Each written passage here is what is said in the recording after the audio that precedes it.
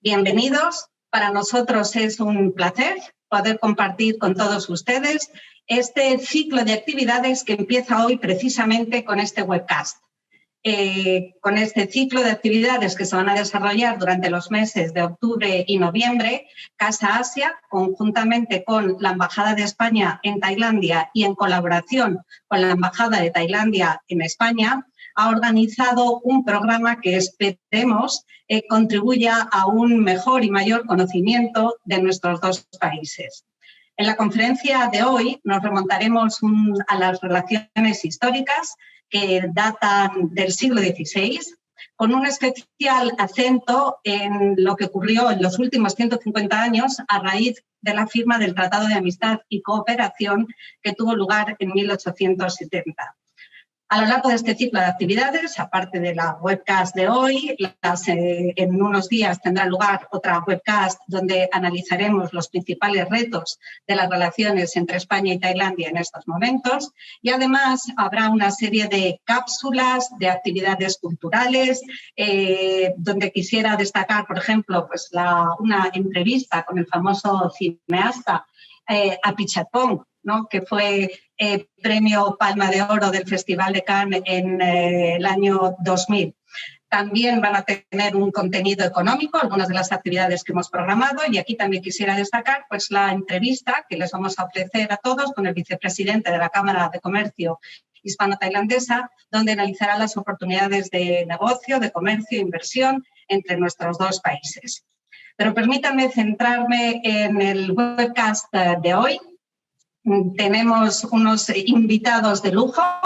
En primer lugar estará con nosotros el embajador de España en Tailandia, Emilio de Miguel. Buenos días, Emilio. Muchas gracias por compartir este lanzamiento de esta conmemoración.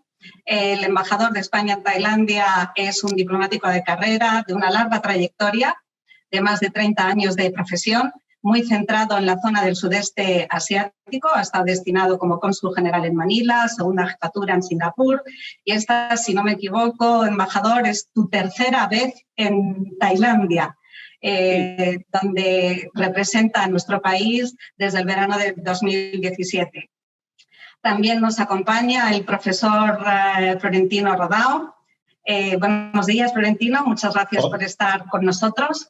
Hola, buenos días. ¿Cómo estáis? Florentino es historiador y catedrático de la Universidad Complutense de Madrid y autor de numerosos libros, entre los que yo quisiera destacar, y que viene muy al hilo de lo que vamos a discutir hoy, Españoles en Siam. También nos acompaña el profesor doctor Pimsak Hongjam-Rasil, que es profesor titular del Programa de Estudios Hispánicos y Latinoamericanos en la Universidad de Thammasat, además de que obtuvo el doctorado de Historia Moderna en la Universidad Autónoma de Madrid. Buenos días a los tres, bienvenidos. Muchas gracias por acompañarnos y estamos todos deseosos de que hagáis ese repaso histórico de las relaciones entre España y Tailandia para conmemorar estos 150 años y los muchos más que nos quedan por venir. Muchas gracias a todos y, embajador, te cedo la palabra en tu calidad de moderador del acto. Muchas gracias, Carmen. Es para mí un honor estar aquí y asistir a este acto, porque lo que estamos acostumbrados en España siempre es que todo el interés sobre el sudeste asiático, sobre Asia, se lo lleven China, Japón y Corea del Sur. Este desinterés en España por una zona tan importante como el sudeste asiático, un sitio donde viven 650 millones de habitantes, una de las zonas económicamente más vibrantes del mundo y con una cultura realmente interesante. Además, es un sitio con el cual España ha tenido una relación intensa desde finales del siglo XVI. Cuando empecé a prepararme para participar en esta videoconferencia, empecé a buscar en universidades españolas que ofrezcan cursos sobre el Extremo Oriente y pude observar que toda la atención se la llevaban China, Japón y Corea. Excepción en partes Filipinas. Y aún así, la mayor parte de los estudios sobre Filipinas se han centrado en tres temas muy concretos: el galeón de Manila, la segunda mitad del siglo XIX.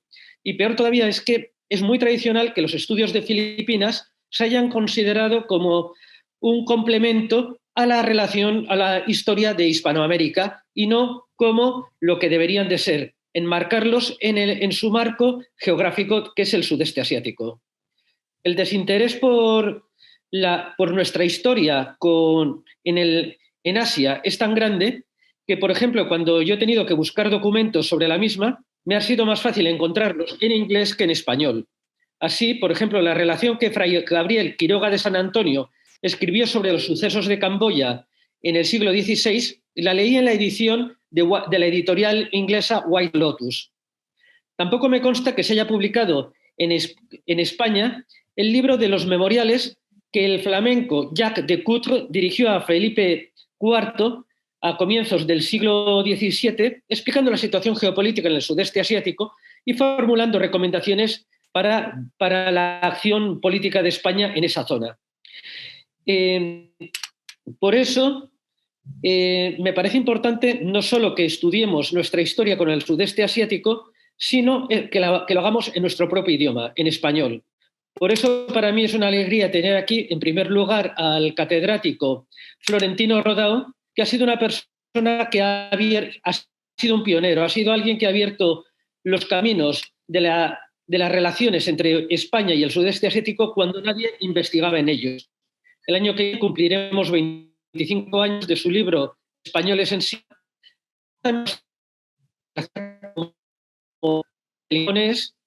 o que relata las historias de la Segunda Guerra, las relaciones entre la España franquista y el Imperio japonés durante la Segunda Guerra Mundial, o Franquistas sin Franco, sobre la comunidad española en Filipinas durante la Guerra Civil. También tenemos con nosotros a un joven profesor que para mí es una gran esperanza, el profesor Piemsak Honchamrasil. En Tailandia, a pesar de la lejanía y a pesar de que en España prácticamente no tenemos estudios de idioma tailandés, sin embargo sí que hay una gran tradición de estudios de idioma español. Y las universidades tailandesas producen muy buenos hispanistas, pero Piemsak es el único que conozco que se ha especializado en algo tan concreto como la historia del español, y me interesa mucho ver más adelante el punto de vista de Piemsak, el punto de vista no de un español, sino de un asiático, de lo que significó la presencia de España en las Islas Filipinas. Y ya, sin enrollarme más, le cedo la palabra al profesor Rodao. Adelante. Muchas gracias, embajador. Lo único que tengo que decir es que desgraciadamente comparto las ideas y sobre todo ese acceso principal a partir de fuentes inglesas. Bien, yo lo que voy a hacer ahora es compartir la pantalla. Vale, pues voy a empezar entonces. Como tenemos muchas cosas que decir, vamos a tratar de ser rápidos. Luego tiene que hablar el profesor Piemsak, luego también queremos que haya una serie de preguntas. Estoy encantado con esta actividad. Y ya digo, vamos a empezar un poco cuáles son las relaciones entre España y Asia. Venga, voy a empezar, fíjense, a ver si me funciona esto. Ah, vale, perfecto. Venga, fíjense, para mí hay una cosa importante y lo ha estado comentando el embajador. Es decir, podemos hablar de relaciones económicas, pero estamos hablando sobre todo de una visión del mundo, en la cual el conocer China o Japón ya de por sí es un adelanto, pero nos importa mucho también el caso que era Tailandia en esos momentos, ¿no? O que era Siam, perdón. Bien, venga, vamos. Entonces voy a empezar precisamente con esa visión del mundo cuando todavía no se sabía ni siquiera que era redondo, cuando el terraplanismo era lo básico, en el sentido de no saber exactamente que se daba la vuelta al mundo. Fíjense, y entonces, pero fíjense, les hablo de fechas, 1521, precisamente ahora hace 500 años, justito, el próximo 9 de marzo, precisamente Casa se lo va a celebrar, son los 500 años de la llegada de Magallanes y Elcano, etcétera, y el esclavo Enrique, que fue el primero que dio la vuelta, la llegada a Filipinas. ¿De acuerdo? Muy bien. Fíjense, después de 50 años todavía, los grandes mapas de esos momentos, es decir, la persona que primero hizo esos mapas del mundo, como es Ortelius, fíjense, todavía se basa en lo que decía Marco Polo sobre su viaje de vuelta. Entonces Marco Polo se equivocó de alguna forma al hablar de Siam, no pasó directamente por Siam, pero sí oyó y hablaba dos nombres que daban Lukács y otro, entonces, y Likach lo había escuchado mal. Entonces él dice, entonces fuimos y hablaba de una equivocación, también se equivocaba en las millas en lugar de para arriba, para abajo. Total, que en un mapa que se hizo en los años 1570, es decir, 50 años después de que se supiera que el mundo ya era redondo, fíjense, todavía tenemos una primera imagen de Siam, en la cual, fíjense, aparece abajo en el mapa, dentro de esa Antártida. Se pensaba entonces que la Tierra tenía que compensar las tierras con los mares, y entonces se imaginaba que había un continente en el sur, ¿no? Bueno, pues fíjense lo que se habla del sur, y entonces ahí está localizado ese Siam, ese Lukács, que en principio es lo que decía que era Siam, ¿no? Luego también ven ustedes la representación de Siam ahí. Fíjense, uno de los retratos típicos de esos momentos en los que se sabe que hay ríos, pero no se sabe más. Entonces, fíjense, esa delimitación del río, ese dibujo del río es simplemente un dibujo para arriba y no más, ¿de acuerdo? Es decir, el conocimiento que se tuvo de Siam durante tantos años era muy escaso. Bien, ahora ya les paso el siguiente, es el de Baz Quevedo, me parece que se llamaba. Este es de 1575, en el cual ya sí que se puede decir que por primera vez hay una imagen de Siam, más o menos, por supuesto, no es por supuesto exacta, por supuesto, pero fíjense que todavía tenemos muchas cosas que nos faltan, ¿de acuerdo? Sobre todo en estos momentos, ese tipo de información era información muy privilegiada. Entonces, los primeros mapas que hubo estuvieron guardados en los archivos precisamente por razones importantes estratégicas, ¿de acuerdo? Entonces, venga, paso a la siguiente. Entonces, estamos hablando de que esa primera percepción de Siam empezó siendo una imagen de alguna forma mitológica y que esos cambios de alguna forma de esa imagen son proporcionales, es decir, los cambios importantes se producen a lo largo se necesita mucho tiempo. Son cambios lentos los que se van produciendo, fíjense, de esta imagen mitológica a la imagen, de alguna forma, la verdadera que podemos tener. Entonces, dense cuenta que durante mucho tiempo se siguió pensando en ese Siam o en esas tierras mitológicas frente a la verdadera, ¿no? A pesar de los datos. Vamos a pasar al siguiente. Fíjense, aquí les pongo otro mapa. Hay una descripción, para mí es muy bonita. Habla de esta ciudad de Manila, habla de los reinos con Japón, ponía Corea, la Gran China, Siam, Patán, Camboya, Indonesia, el Maluco, etcétera, en la que está centrado, fíjese que lo dice, la que Manila está centrada como el centro de su circunferencia, ¿de acuerdo? Es decir, habla de Manila como el centro de una circunferencia con relaciones, en la cual eso es básicamente la importancia de la plata en el mundo, después de que en China, que entonces era el 40% de la economía mundial, China de alguna forma la economía empieza a basarse en la plata en esos años, es crucial. Por supuesto, el galeón de Manila fue crucial en eso. Los españoles traían de Perú o de México la plata a Manila y de ahí se distribuía. Entonces verán ustedes esa circunferencia, por decirlo de alguna forma, a la que se refiere el padre Juan de Rivera en 1618. Fíjense ustedes que está de alguna forma hablando de esa circunferencia. Como ven ustedes aquí, está por supuesto las relaciones entre China y Japón, pero también, por supuesto, las relaciones con el sudeste de Asia, en la cual, por supuesto, las islas del Maluco todavía eran importantes, la isla de Tidore era portuguesa, perdón, la isla de Tidore era española, o había fuertes españoles, y la isla de Tidore era portuguesa, etcétera. Bueno, las especias, ¿verdad? Pero también había relaciones con, como ven ustedes, con Cochinchina, con Camboya y con Siam. ¿De acuerdo? Sí que hay que decir, entonces, que se mantuvieron unas relaciones. De hecho, el primer recuento de la vuelta al mundo también habla de que había habido una visita de tailandeses en 1518, etcétera, a Manila, ¿de acuerdo? Entonces, vamos a decir que ha habido relaciones históricas entre España y Manila, como ha dicho el embajador, muy intensas en un principio durante 500 años. Y vamos a decir claramente también, por otro lado, que esas relaciones, también hay que decirlo, no eran tan importantes como las que había con China. Es decir, frente a China, por ejemplo, que era básica la importancia de la plata. En el caso de Japón, sobre todo, era básica la importancia para la batalla, ¿no? Todas las cuestiones de la pólvora, etcétera. En el caso de Siam, por ejemplo, solamente las cosas que se importaban o se intercambiaban eran benjuí, piedras preciosas, etcétera. Hay que decir una razón muy clara, es decir, las economías de Siam y de Filipinas en esos momentos eran complementarias. Perdón, eran las mismas, no eran complementarias como en el caso de Camboya y de China y de Japón, ¿de acuerdo? Entonces, hay que decir también que esas relaciones eran poco intensas porque sus economías se complementaban relativamente muy poco. ¿De acuerdo? Pero vamos a pasar con otro dato, para mí es muy bonito.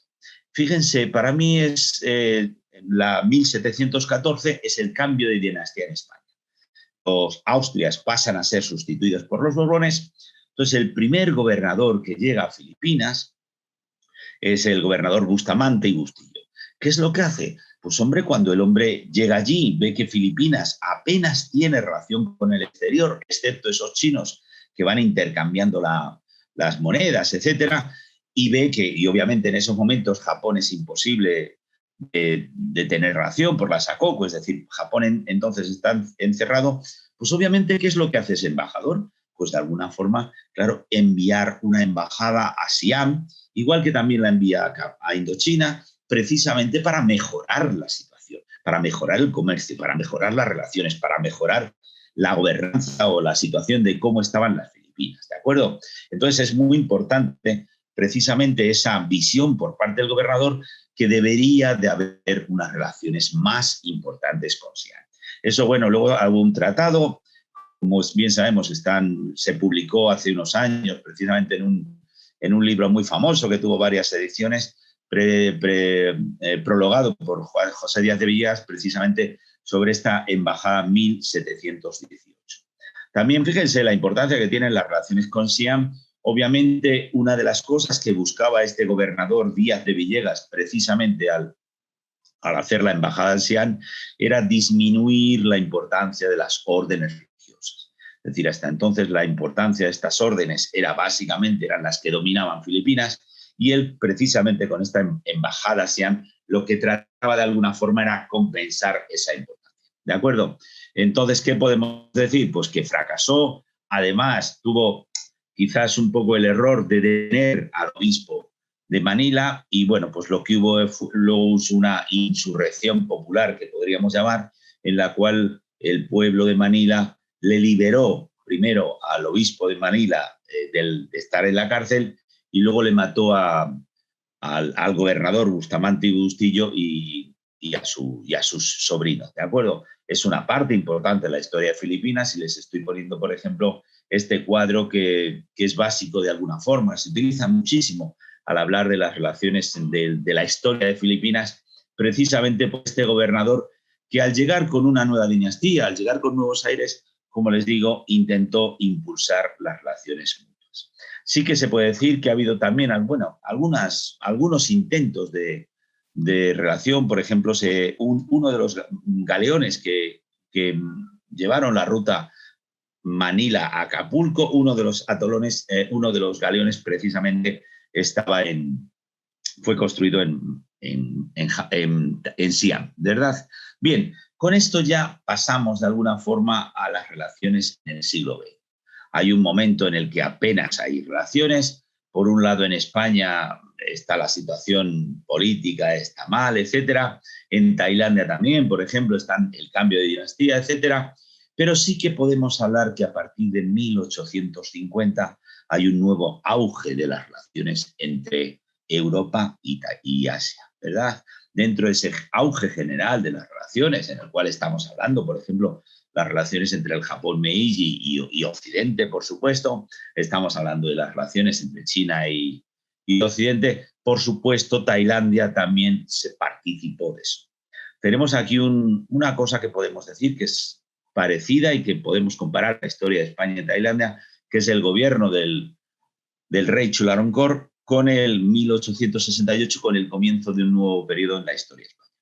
Ese nuevo periodo en la historia de España, lo podemos decir que España, efectivamente, como el resto de los países europeos, se abrió a intentar aumentar sus relaciones con Asia.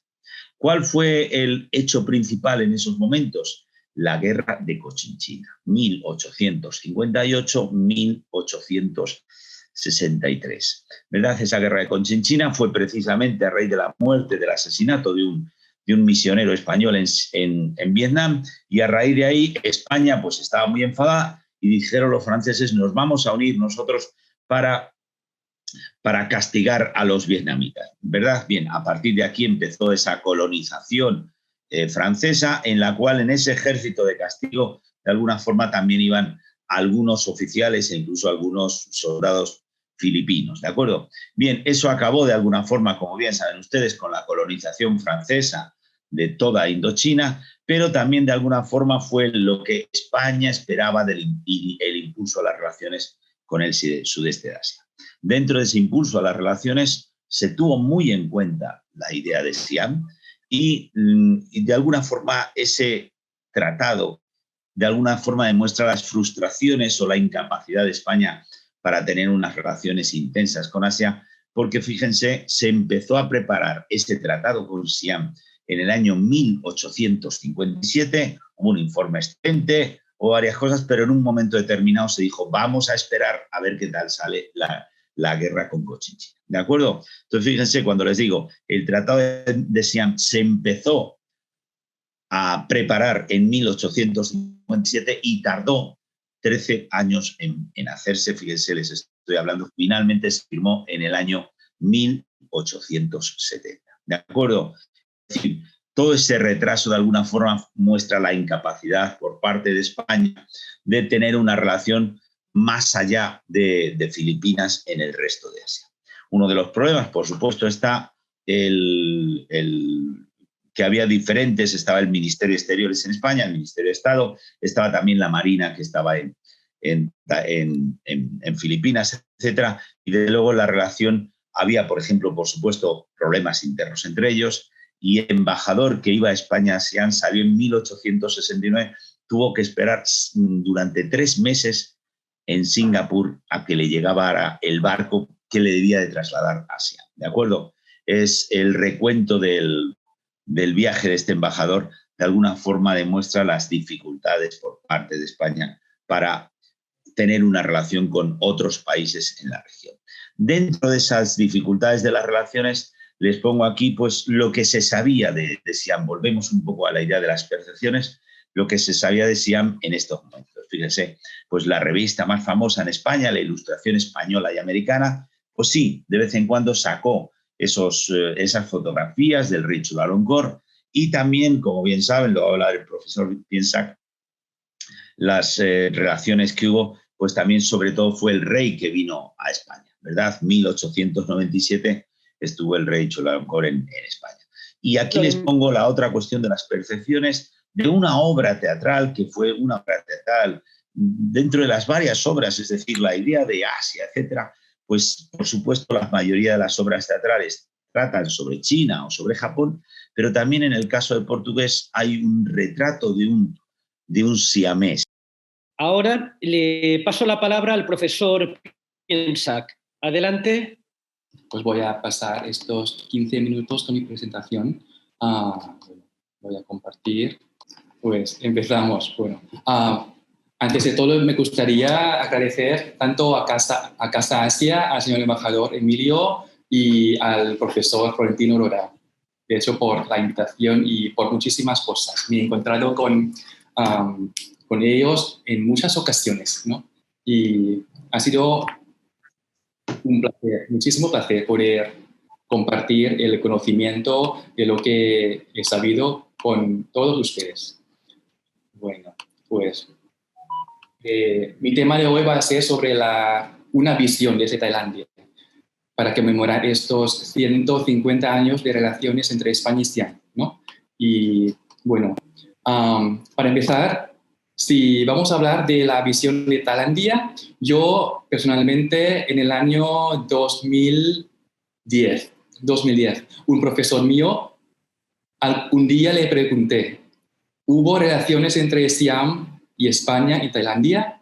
Y me contestó, bueno, pensar, tengo un libro y me gustaría que lo leyeras. Y luego me prestó este libro a la izquierda, Españoles en Siam, de Florentino Rodao, en 2010. Entonces, a partir de este año, tuve más esperanza de conocer a estas relaciones. Entonces, yo pedí la beca del gobierno y luego me entregaron la beca a hacer el máster y el doctorado ahí. Entonces, como yo tengo oportunidad para estar con Florentino hoy, muchas gracias, Florentino, por publicar este libro.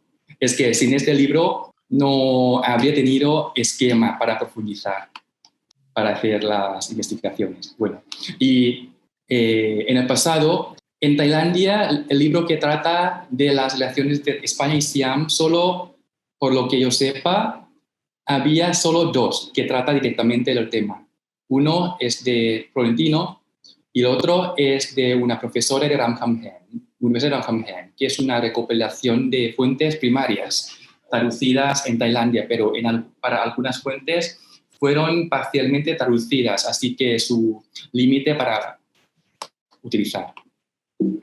Bueno, para el público que a lo mejor no conoce bien la historia de Tailandia, durante la Edad Moderna de España coincide con la época de Ayutthaya, que abarca desde el año 1352 hasta 1767, o sea, desde el Pedro de Castilla, el llamado Pedro el Cruel, hasta Carlos III de España, ¿no? Este es el mapa de la ciudad de Ayutthaya.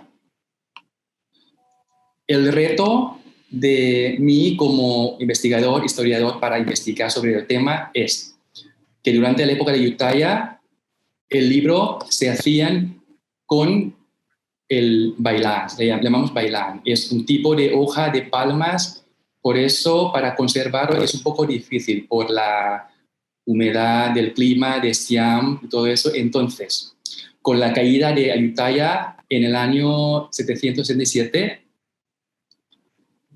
la mayoría de las fuentes históricas desaparecieron junto con la capital. Entonces, la visión desde Siam a españoles es muy escasa,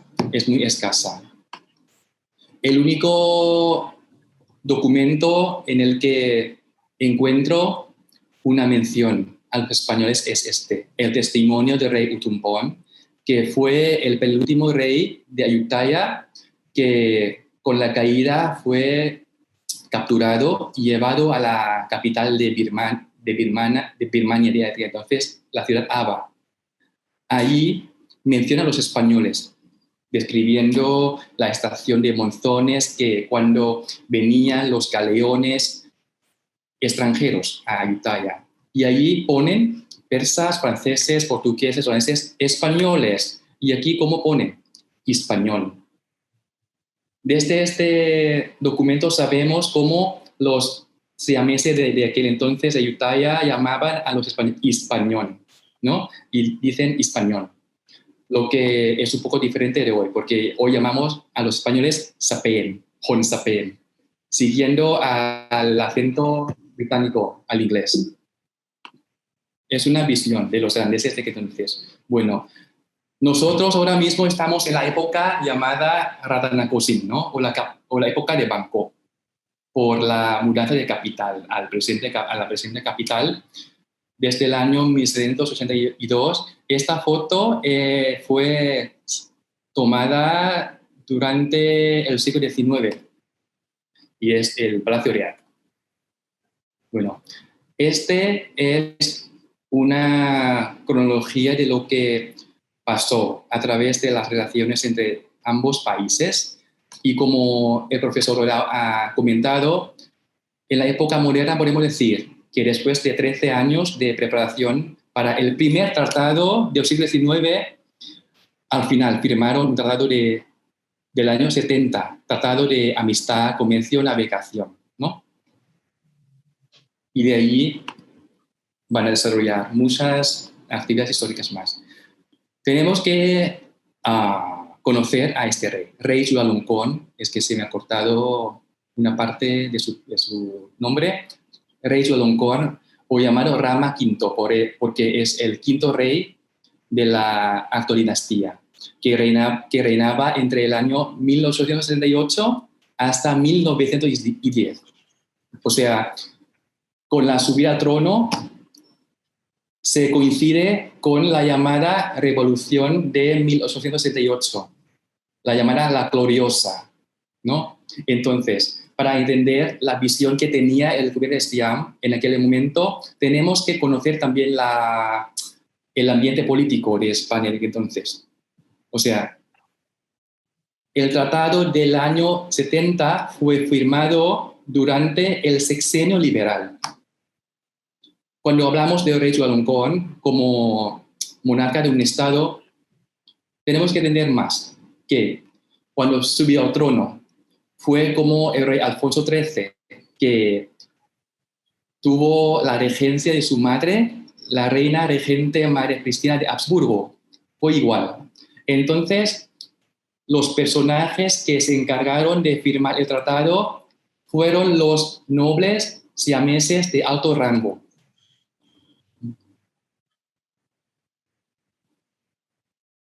Entonces, para hablar de quiénes fueron los verdaderos firmantes del tratado, hablamos no solo de rey Chulalongkorn, sino su regente, el noble Chuang Bunna. Para los andeses, la familia Bunna fue como los Mendoza, como una familia nobiliaria con mucho poder en aquel entonces. Entonces, hablando del tratado del año 70, es hablando del regente de Siam con Francisco Serrano durante el gobierno provisional. Y dentro de ese tratado vamos a ver la visión de Siam, de lo que los siameses quisieron de ese tratado.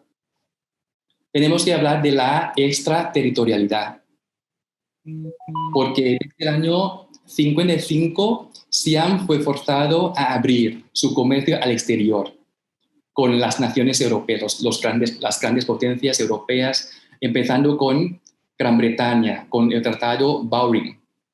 A partir de entonces, muchos más tratados fueron firmados siguiendo Estados Unidos, Francia, Dinamarca, Portugal, Países Bajos, Alemania, Suecia, incluso Austria y Hungría. Estas naciones adelantaron España y me parece que España fue una de las últimas naciones europeas que firmaron el tratado para poder gozar del derecho de extraterritorialidad en Siam. Entonces, hablamos de este tratado para los siameses, es que, bueno, perdemos un derecho jurisdiccional en nuestra tierra también, pero bueno, tenemos a más naciones europeas en nuestro reino. Ese tratado fue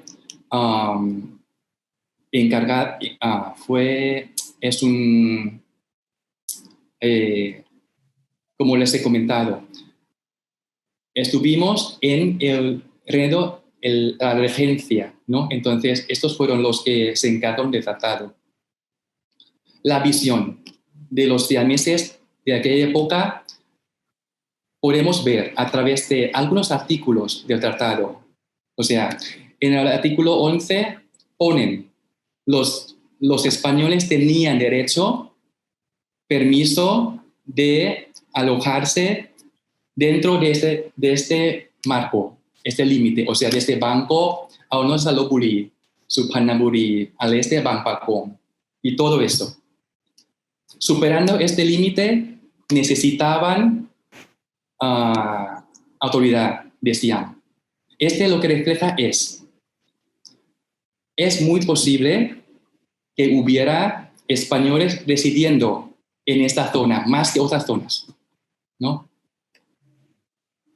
Y la visión de Siam en aquel entonces se puede encontrar en un tipo de revista anuario, se llama Siam Repository, donde cuando me encontré con esta revista me entró una cierta sensación que la visión que Siam tenía en España fue a través de esta revista, Siam Repository, por Samuel Smith, un misionero estadounidense. Miramos aquí. Spain, gabinete de coalición formada por Mariscal Serrano, has been broken up, todo esto. Son noticias, o sea, podemos saber a través de esta revista que los siameses, la visión que tenían en el siglo XIX fue a través de un anuario norteamericano publicado en pleno Bangkok. Hablando hasta la insurrección en España, guerras carlistas.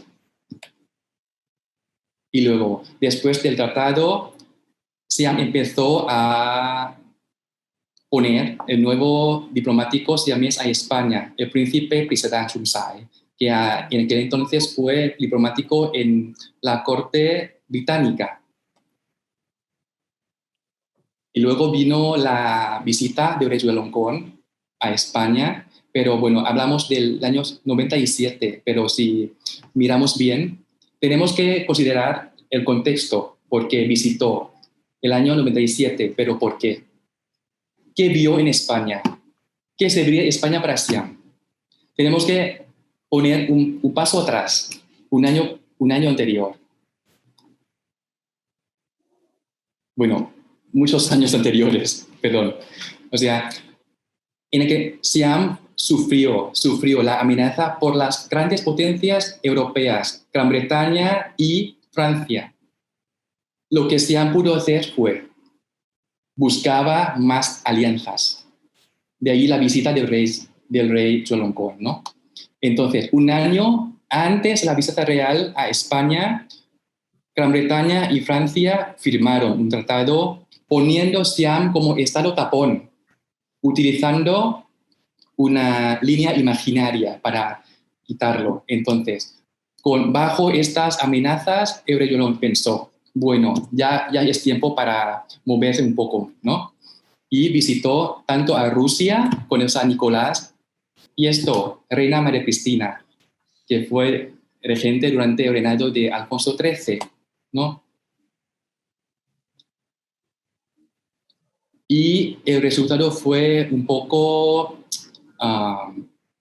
hay vaivenes. ¿Por qué? Porque en aquel entonces España tuvo guerra con Cuba, la guerra de independencia, y también con Filipinas. Entonces, el resultado de la visita no resultó con tantos resultados. Y estas son las imágenes de la visita real de Chulalongkorn en las prensas españolas.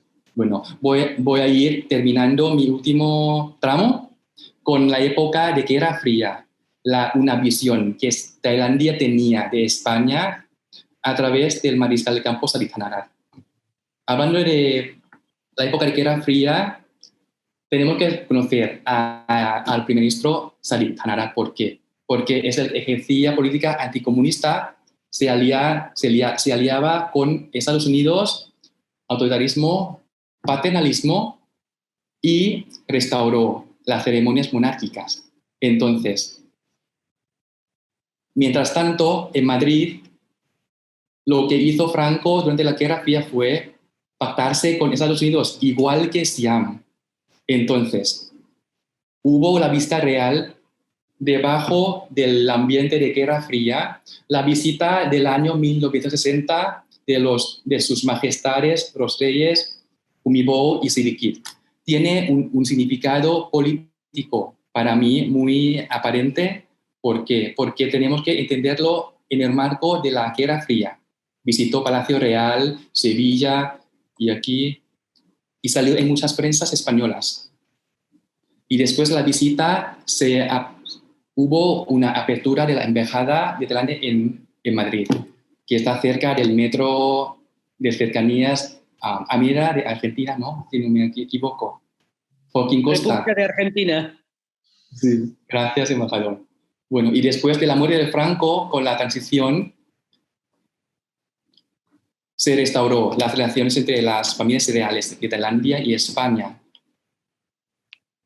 Sí. Y estas yo creo que son las visiones que tengo que confesar que por parte de Tailandia tenemos muy pocas fuentes históricas que pueden dar algo sobre visión que teníamos. Sí, pero estas son las que puedo acumular para contar a ustedes. Muchas gracias. Muchas gracias, profesor Piensac. Muchas gracias, Florentino. Hemos recibido algunas preguntas mientras hablabais. Lo que me llama la atención que son preguntas que refieren más al presente que al pasado. Y yo diría que es un error porque al final el presente es hijo del pasado y yo creo que los historiadores, vosotros que veis el mundo en términos de siglos, muchas veces sois más capaces de ver los patrones, de ver las grandes corrientes. Por eso, aunque son preguntas estas que han formulado que se refieren al presente, me gustaría vuestra opinión sobre ellas. La primera que me hacen es: Tailandia es un país débil, sus fronteras están cerradas. ¿Cómo puede afectar el cierre de fronteras a la economía de Tailandia? El cierre de fronteras provocado por el COVID, ¿cómo puede afectar al turismo y, por ende, a la economía tailandesa? Sí. Yo, por ser ciudadano de aquí, ¿no? Yo creo que me toca contestar. Bueno, sí, es claro. Ha perdido muchísimo porque cada año, como Tailandia, siempre ha sido un foco de turismo internacional. El cierre de la frontera supone también la caída de la economía en el sector de turismo. Es súper evidente. Sí, yo creo que el cierre de fronteras ha ocurrido. Lo que tenemos que preguntarnos es durante cuánto tiempo van a seguir cerradas las fronteras. Igual que la crisis en un principio, la del 2008, no afectó en un principio excesivamente, sino que, por ejemplo, cuando fueron los peores momentos en España fue en el año 2012, es decir, 4 años después. Yo creo que nos tenemos que preguntar, a mí lo que me preocupa no es el pasado, sino hasta cuánto tiempo seguirán cerradas las fronteras, ¿no? Eso sí. Yo creo que se me ocurre una cosa, es que dentro del cierre de la frontera hay como excepciones, ¿no? Por ejemplo, acabamos de tener a 2 profesores nativos de España. El cierre es por algo en general, ¿no? Pero si algunos españoles tienen algo que hacer, pueden venir con algún papel, ¿no? Documento que declara su necesidad. Sí. Otra pregunta también referida al presente. Bueno, en la prensa internacional estos días han salido noticias sobre las manifestaciones. Entonces, una pregunta es: ¿cómo puede afectar a la estabilidad política de Tailandia a corto plazo? Yo aquí, más que la respuesta de un político, me gustaría la respuesta del historiador. O sea, tener una visión amplia que al final, para mí, es el valor que tiene la historia. Sacar lecciones de pasado y ver que los movimientos que en un momento dado nos parecen muy importantes hay que enmarcarlos en un ambiente mucho más amplio. ¿Florentino? Sí, fíjate, aquí, claro, estamos hablando de globalización, ¿no?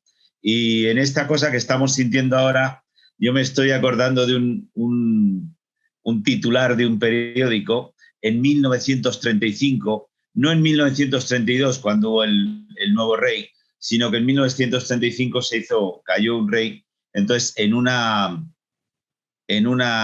titular de prensa español, lo titularon, dice, cae el rey de Tailandia, etcétera, le pone otro menos, ¿no? Es decir, eran los años de la República Española, entonces el que cayera un rey, de alguna forma era una alegría. Es decir, para mí lo bonito en ese sentido es esta globalización, es decir, que son problemas que los vemos de alguna forma parecidos entre un país y otro, y en ese sentido sí que para mí es interesante eso de ver una situación parecida entre un país y el otro.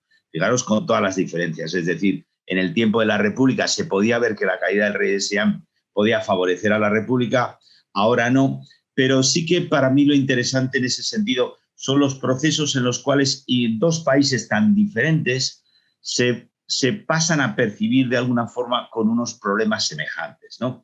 En ese sentido, sí que podemos hablar. A mí me interesa más que eso, por ejemplo, ahora están apareciendo por primera vez en España muchas noticias. Por ejemplo, el otro día apareció un accidente que habían muerto 16 personas o 18 en Tailandia en un accidente. Es decir, y a mí eso sí que me interesa, de que cada vez en España es más importante lo que ocurre en el sudeste de Asia. Fíjate que en un principio antes nunca había ocurrido eso. Es decir, una muerte en Tailandia o un cambio político nunca había aparecido en la prensa española. Es decir, y ahora por primera vez en España se están recogiendo estas informaciones, se están recogiendo incluso los hechos importantes, pues eso, que haya un accidente en el que mueran 20 personas, ¿no? Aunque no tenga ese interés político siquiera. Es decir, por primera vez creo que en ese sentido sí que podemos estar sintiendo que estas relaciones entre España y Tailandia se empiezan a considerar importantes. Igual que antes eran simplemente una anécdota, creo que sí es importante de que lo vayamos a ver. Por eso creo que he incidido precisamente con estas cuestiones, es decir, de vernos que lo que ocurre a los tailandeses es parecido a lo que ocurre a los españoles y viceversa. En ese sentido, sí que el gran cambio que está ocurriendo no es más que la globalización, es decir, saber lo que está ocurriendo, sino que por primera vez en España se está dando importancia a lo que ocurre en Tailandia, ¿eh? Y eso sí que es importante. Bien, ¿tú quieres añadir algo? Sí, es que por mi parte estoy de acuerdo totalmente con Florentino, porque una de las cosas que más me impactan es la globalización y el cambio entre la nueva generación. Yo como profesor, ¿no? Yo trato con muchos alumnos de nueva generación. Yo tengo como 10 años de diferencia que ellos. Mi generación fue otra y la suya es esta. Yo tengo que decir que yo personalmente estoy muy orgulloso de ellos, porque yo creo que nosotros vemos la política y actuamos de manera un poco diferente. Yo creo que todo el mundo tiene el derecho fundamental a expresar. Es una libertad de expresión, ¿no? Como lo que ocurre en España. Pero el problema yo creo que es estructural. Todavía falta el entendimiento mutuo, dando un paso atrás de alguna parte. Yo entiendo a ellos, porque yo desde que volví de España, como en España, sabéis que teníais derechos, ¿no? Derechos, libertad de expresiones, lo que algunas en ciertos aspectos son diferentes de aquí, ¿no? Otra cosa que también me afecta a mí personalmente es que esta generación se atreven a expresar más que la mía. Puede ser que a través de la globalización, porque tenían Twitter, Facebook, se conectan. Por ejemplo, si hay manifestación en el centro de la ciudad, en nuestro campus, que está a 15 kilómetros del centro, también se convoca la manifestación, dándoles ánimos a otros manifestantes. Yo creo que el cambio ha sido, para mí, fructífero, se puede decir. Resulta en algo positivo para mí, para el futuro de nuestro país. Sí. Pasando ahora a una pregunta histórica, ¿podría recomendar algún libro en castellano sobre la historia de Tailandia? Yo creo que el único libro es de... Aparte del libro de Florentino, diría... Yo creo que... No creo que haya, pero hay uno en inglés. Se llama History of Thailand, de Chris Baker. Les escribo. Sí. Sí, desgraciadamente en el caso del español, lo único que hay son de alguna forma libros sobre el sudeste de Asia. Dentro de este sudeste de Asia, por supuesto, la relación con Tailandia como tal. Los únicos libros sobre el sudeste de Asia que se pueden decir son los que se hicieron durante la guerra de Vietnam, ¿verdad? Tampoco ahora me acuerdo, por ejemplo, que haya un libro de historia de Indonesia que sea en castellano. o ahora no entiendes, o historia de Vietnam después, ya te digo, de esos momentos. Es una pena, pero no se puede hablar de un libro exclusivo de historia de Siam, de Tailandia. Veo en el chat que el profesor Piensak sugiere un libro, pero que yo he leído, es muy bueno, pero está en inglés, que es la History of Thailand de Chris Baker. Pero lo mismo, yo es que en español lo único que he leído sobre Tailandia es el libro del catedrático Rodao.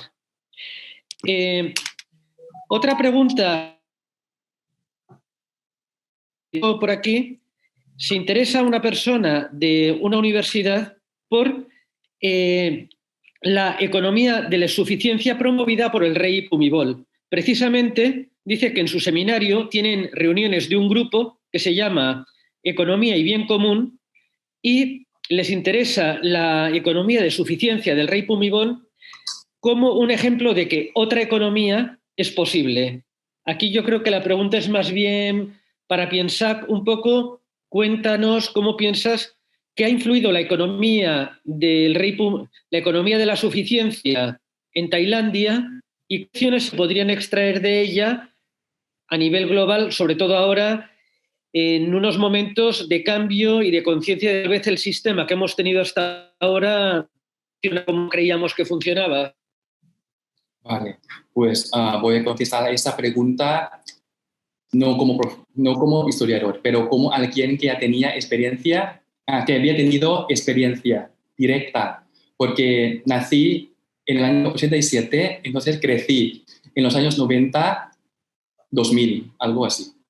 Entonces, cuando era estudiante, la economía de autosuficiencia, no sé si lo digo bien, la economía de autosuficiencia de Bhumibol, ese modelo fue repetido muchas veces y fue promovido yo creo que en todo el país, en muchas escuelas. Tuvimos que escribir redacción sobre esta economía. Esto.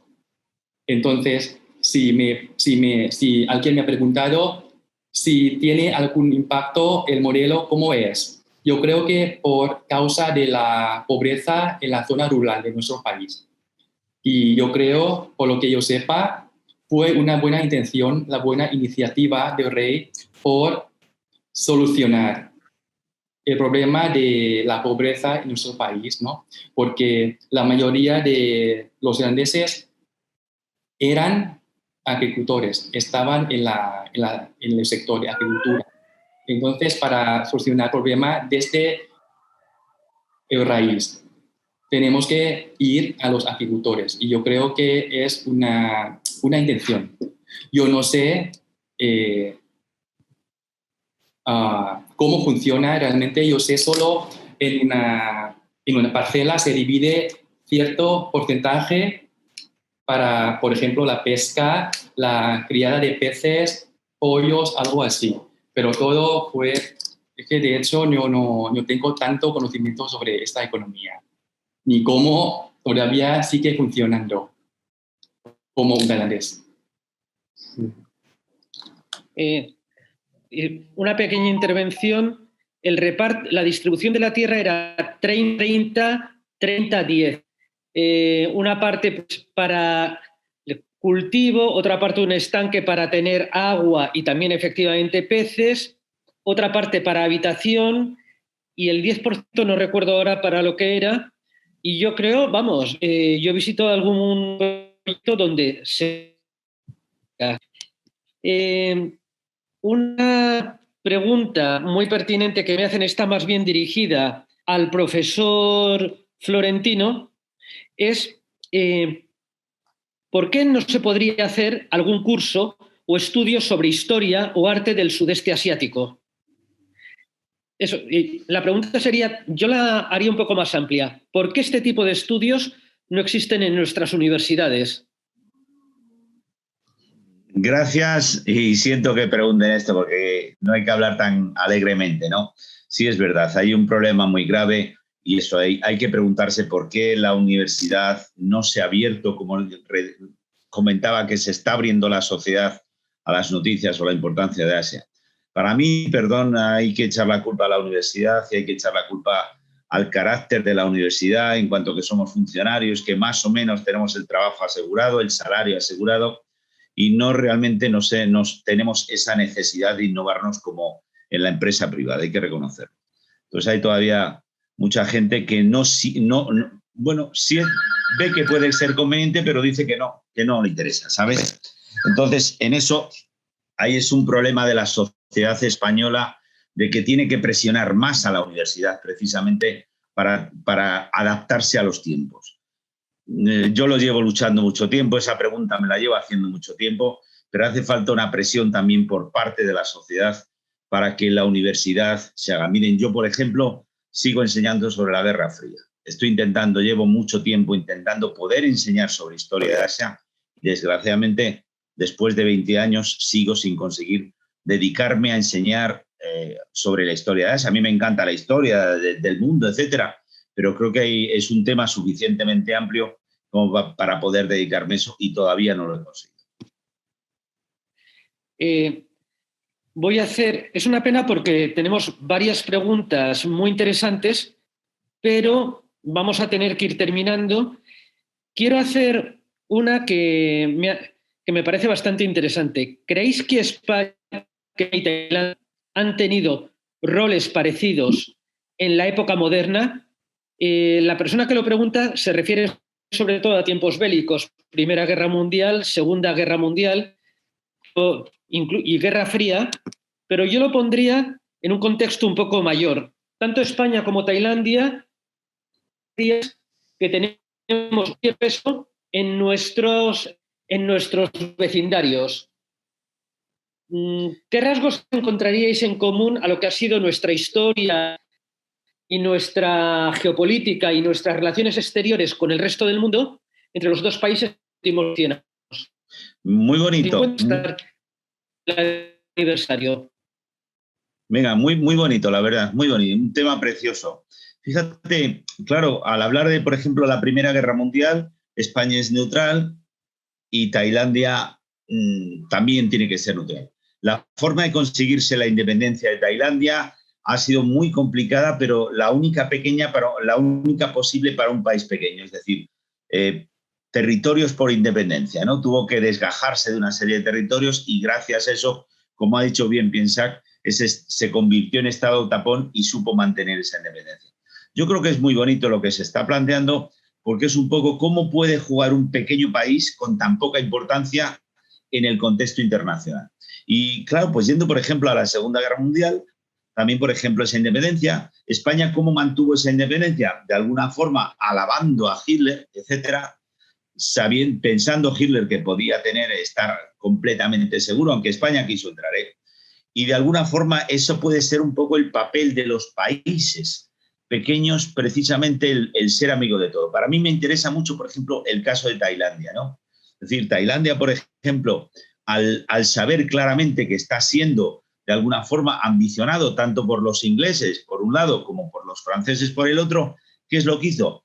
Que venga todo el mundo posible, ¿de acuerdo? Es decir, intentar abrirse y trataron a un antiguo embajador que fuera por toda Europa, es decir, para intentar que ya que había dos países que querían tener una hegemonía, cuantos más entren, de alguna forma, esa será la forma en la que nosotros intentemos mantener esa independencia. Creo que es muy interesante, ¿no? Es decir, esa idea de cómo un pequeño país puede manejarse frente a otros muy grandes, ¿no? Y en ese sentido sí que es verdad que España y Tailandia sí han tenido una situación interesante, ¿no? Es decir, vamos a decir, con una cabeza bien clara, con una identidad muy bien clara de cuál es este país, etcétera, ¿no? Y deseo de independencia sabiendo que tienen que negociar y que tienen que perder mucho, como perdieron mucho territorio. Muy bonito, muchas gracias. Yo creo que en ese sentido está muy bien planteado. ¿Algún comentario, profesor Piensac? Estuve buscando una foto para vosotros, para ustedes. Es que hablando de la situación política de Tailandia, ¿no? Durante la Primera Guerra Mundial y antes la Segunda, y hablando de Hitler, me acuerdo de una foto del rey Rama VII haciendo un saludo con el Hitler, ¿no? Yo creo que hemos hablado del rey Chulalongkorn, ¿no? O sea, el rey Rama V, y luego le sucedió su hijo Rama VI, y este es el hermano menor del rey Rama VI. O sea, ambos se graduaron de Gran Bretaña, pero en la escena política al final salió esta foto. No sé cuál fue el contexto, pero para buscar alguna similitud entre Franco con Hitler y Siam con Alemania en aquel momento. Esta foto podría servir para algunas, sí. Mira, perdón, gracias a eso había una definición de qué hacer con el imperio. Es tenerle contento, pero tenerle alejado, ¿no? Entonces, una cosa son las demostraciones de afecto, etcétera, pero de alguna forma tenerle alejado. En ese sentido, me sonaba esa. Muchas gracias. Sí, fíjense. Bueno, perdón. Profesor, perdón, tenemos que terminar ya, pero yo querría, en 2 frases, ya sé que es muy difícil, un historiador lo puede todo. Resumid lo que ha sido la historia entre España y Tailandia y lo que veis de cara al futuro. ¿Entiendes?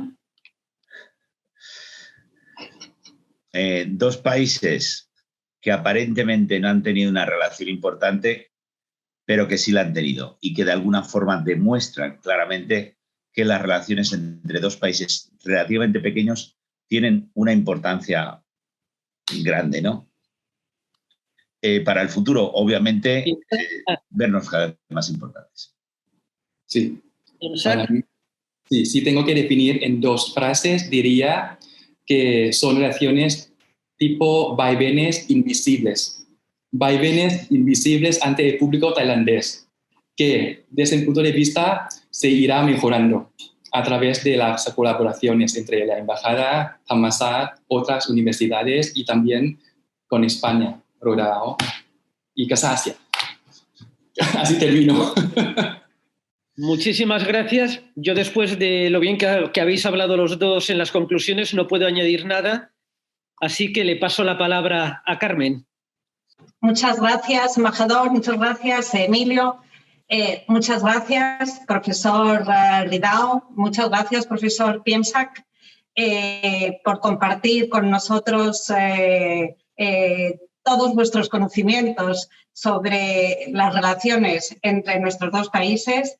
Embajador, muchas gracias, porque nuevamente vas a estar con nosotros el próximo viernes en la webcast que está programada para hablar, en ese caso, de futuro, de las perspectivas de las relaciones entre nuestros 2 países y cómo dar un nuevo impulso a esta relación de 150 años. Muchas gracias, Florentino, por ese recorrido histórico, por ese paseo de 500 años, que además tiene doble mérito porque lo has intentado hacer en 15 minutos y no es fácil hacer ese recorrido donde hay tantas cosas que contar. Muchas gracias, profesor Piemsak, por darnos esa visión desde Tailandia, por compartir con nosotros esas preciosísimas fotos y por ese paralelismo entre lo que estaba ocurriendo en España y lo que estaba ocurriendo en Tailandia, porque esa perspectiva muchas veces nos falta y yo creo que es fundamental para conocer ese avance o ese progreso de las relaciones entre España y Tailandia. Únicamente quería hacer un apunte cuando se ha estado hablando sobre la situación de los estudios orientales en las universidades españolas. Pues desde Casa Asia, todos los años organizamos una reunión en la que participan profesores de las distintas universidades. Estamos intentando impulsar y avanzar en el estado de los estudios orientales en las distintas universidades españolas. Queremos tener una perspectiva global y ver cómo efectivamente podemos, desde Casa Asia, reforzar esos estudios. Y sin más, solo me queda recordarles que esta es la primera actividad de ese ciclo de conferencias que ha organizado Casa Asia conjuntamente con la Embajada de España en Tailandia y en colaboración con la Embajada de Tailandia en España. Agradecer también a nuestros colegas del Ministerio de Asuntos Exteriores tailandés que se han conectado y han compartido con nosotros esta conferencia.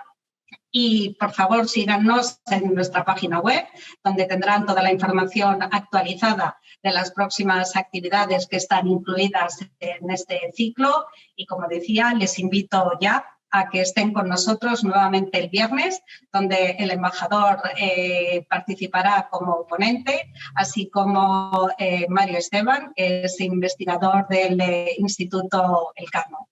Muchas gracias a todos y esperamos haber contribuido un poco más a nuestro objetivo como Casa Asia de acercar la realidad asiática a todos ustedes y acercar la realidad española a Asia, concretamente en el día de hoy a Tailandia. Y enhorabuena por estos 150 años de relaciones mutuas muy fructíferas, como hemos visto, y que todavía tienen importantes réditos por delante. Muchas gracias a todos y nuevamente, profesor Rodao, profesor Piensak, embajador, gracias por estar con nosotros y muchas gracias a todos ustedes. Adiós, buenos días.